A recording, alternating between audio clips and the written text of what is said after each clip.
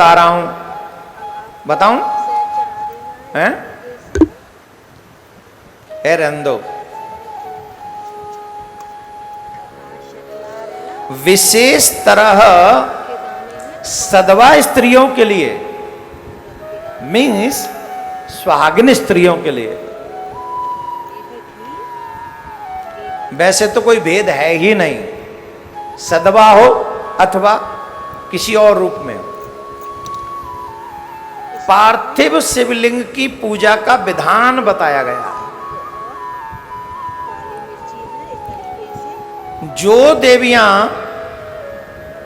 पार्थिव शिवलिंग का पूजन करती हैं, जो देवियां पार्थिव शिवलिंग का पूजन करके अभिषेक करती हैं, जिन घरों में पार्थिव शिवलिंग का निर्माण होता है, पूजन होता है, जो देवियां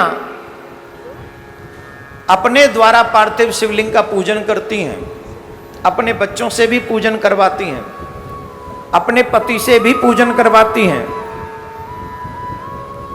उन्हें एक बात समझ लेनी चाहिए, उनके घरों में कभी भी अकाल मृत्यु से कोई नहीं मरेगा। अकाल मृत्यु से वो नहीं मरता जो पार्थिव शिवलिंग की पूजा करता है। सोचिए ये कितना बड़ा अनुष्ठान यहां पर हो रहा है।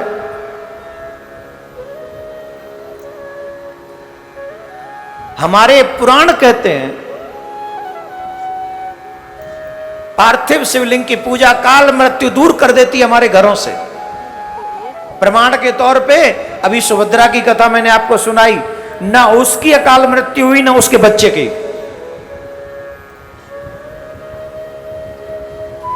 आज एक एक बच्चे हैं हमारे घर में, उनके भी हाथों में बाइक है।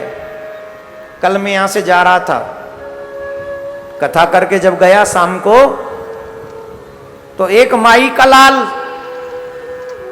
वो किसी माई का तो होगा ही लाल,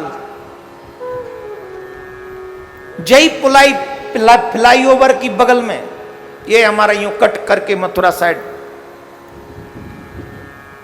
वो माई का लाल सड़क पे लेटा हुआ था, बाइक पड़ी हुई थी। एक गलती एक ही है, दूसरी गलती बाइक दे दी, तीसरी गलती संस्कार नहीं दिया, चौथी गलती अपने बच्चों को हमने पूजा विधान में लगाया ही नहीं। मैं गारंटी से कह रहा हूं, जो माताएं अपने साथ, अपने पतियों के साथ, अपने बच्चों के साथ पार्थिव शिवलिंग की पूजा करती हैं, उनके घरों में कभी अकाल मृत्यु नहीं होती, कभी अकाल मृत्यु हो नहीं सकती। लेकिन परीक्षा लेने के लिए मत करना, ये श्रद्धा से करना।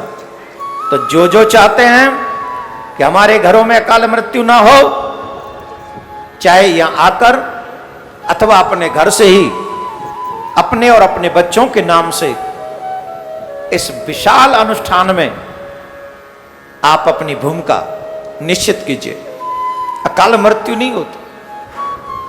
और श्रावण मास में विशेष लाभदायक है, बहुत लाभदायक है पार्थिव शिवलिंग की पूजा, जिसका वर्णन शेष नहीं कर सकते, जिसका वर्णन मां सरस्वती भी नहीं कर सकती।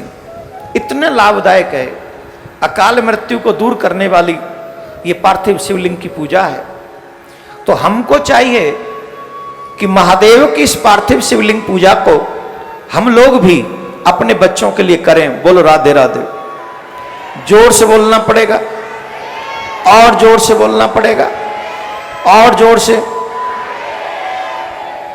श्रावण मास में अधिकांश भूत बावन भोलेनाथ और मां पार्वती इस पृथ्वी पे यात्रा करते हैं,